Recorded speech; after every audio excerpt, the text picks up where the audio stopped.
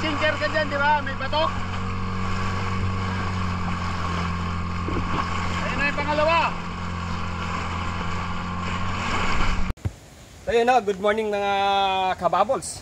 Ang inyong lingkod, ang inyong PNP Maritime Group, ang Byland NC. Nandyan ang ating auxiliary PCG, ang ating Guardians of the Sea. Kapag nandyan ang maritime, nandyan ang Philippine Coast Guard. Nandito po tayo ngayon sa ating improvise ng ating oil spill. So dahil dalawang barko na po yung lumubog. Ang una-unang lumubog, sir, yung barkong MV Terra Nova. MV Terra Nova. Yun yung may tanker, oil tanker Yun, na yun mayroong yung 1 million yung more than 1 million liters. Tapos ngayon naman ang lumubog the following day yung Jason Bradley. So dalawa na po mga kababols ang lumubog ng barko. Kailangan nag-improvise na po kaagad, nag-initiate ang ating Philippine Coast Guard at saka PNP Maritime Group. Nag-improvise ng oil spill ang ating boom. Sir, ito ba yung mga ilang meters yan, sir? Ang tansya namin dito may 50 yards. Ang laki, ang haba. So itong improvise oil spill boom, pagsunod namin sa instruction ni Commandant Gaban ng Philippine Coast Guard, kami mga Philippine Coast Guard Auxiliary ay agad-agad na gumawa nitong improvised oil spill boom. Ang purpose nito ay para contain yung mga oil slick. So bakit kami nandito sa kay Labne? Kasi ito yung core zone ng Marine Sanctuary ng Ternate Marine Park. Dito po sa tapat, andyan po yung mga inaalagaan natin ng mga soft corals at hard corals. So, dahil may napabalita na merong oil slick na nandyan na po sa may Paniman, no, sa Puerto Azul, ay kasunod na po itong ating Ternate Marine Park Core Zone, which is nandito po sa kay Labne. Ako nga pala si Auxiliary Captain Gerald Galsa ng Philippine Coast Guard Auxiliary. Ako po ang Deputy Chief of Staff for Maritime Search and Rescue ng National Capital Region, Central Luzon. So itong Cavite po ay parte po pa ng National Capital Region, Central Luzon. From Cavite to Bataan ang ating AOR.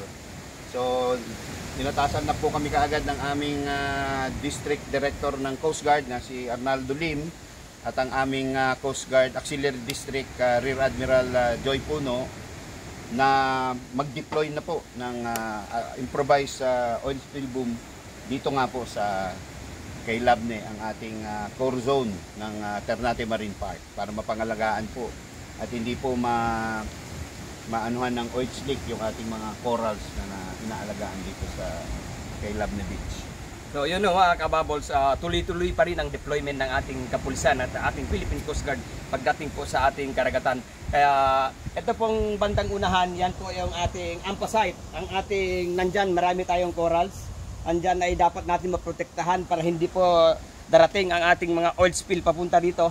Pero unti-unti na rin po na parating dito sa may Paniman at sa may kay Labne. Kaya naglalagay po tayo ng ating oil spill boom through initiative ng ating Philippine Coast Guard. So mga kababol, samahan nyo kami. Inaantay pa natin ang ibang boom na parating ngayon.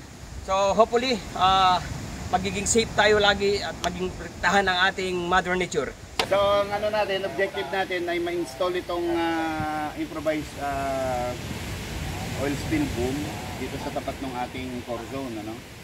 So itong tali natin, kung makikita nyo, ididikit natin yan dito sa boom. Tapos tatalian natin sa itaas na nakadikit dito. Tapos maglaladlad tayo ng tali. Tapos kung makita nyo yung sako, lalagyan natin ng bato. Tapos yun ay magsisilbi na pabigat. Kasi dapat itong mga boom hindi siya gagalaw. Kaya kita mo yung dagat. So itayin na natin din itong dalawang SOF. Dito na sila ship din. Ship Makoy. So bali mangyayari, nakadikit ito, tapos meron tayong puputulin na siguro mga 15 feet o 20 feet. Tapos tatali natin dito. Tapos yung sako, lalagyan natin ng bato. Tapos tali natin. Yun yung siguro ang distansya siguro ano. 10 feet siguro. Anong tingin nyo? Masyadong dikit o masyadong malayo? Ah, tama lang. So yun yung magiging diskarte natin. So meron akong rubber boat na isa, tapos may bangka tayo, no? So dalawa, para medyo safety tayo. So, yun na mga kababos, kailangan mga 10 meters, kailangan mailagyan ng tali.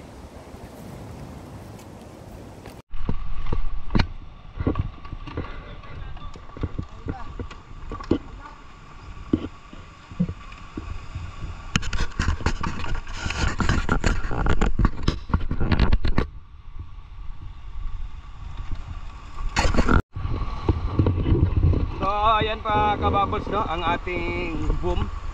Nandyan na po ang ating tropa ng ating PNP Maritime Group. Medyo malakas po ang alon. So mga kababos, okay lang po ba yung audio namin? Kasi kumakalat na po ang ating mga langis sa lumubog po na barko, ang barkong Terranova at saka yung barkong Bradley. So punta tayo doon.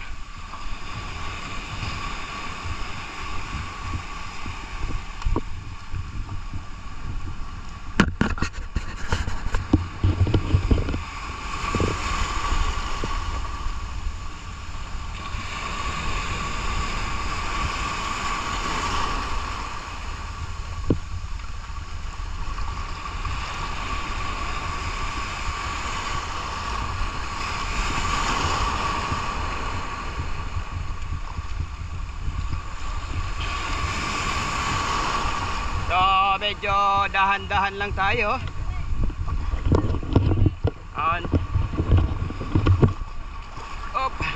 So mga kababots, okay lang pa ang audio. Naka-live po tayo ngayon sa ating lalagay ng ating boom, ng ating oil spill.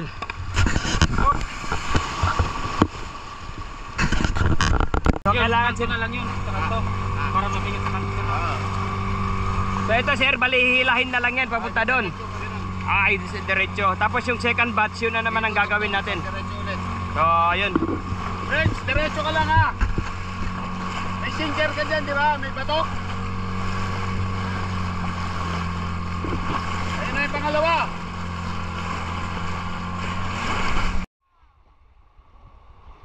So yun, bale dinadala ang tropa.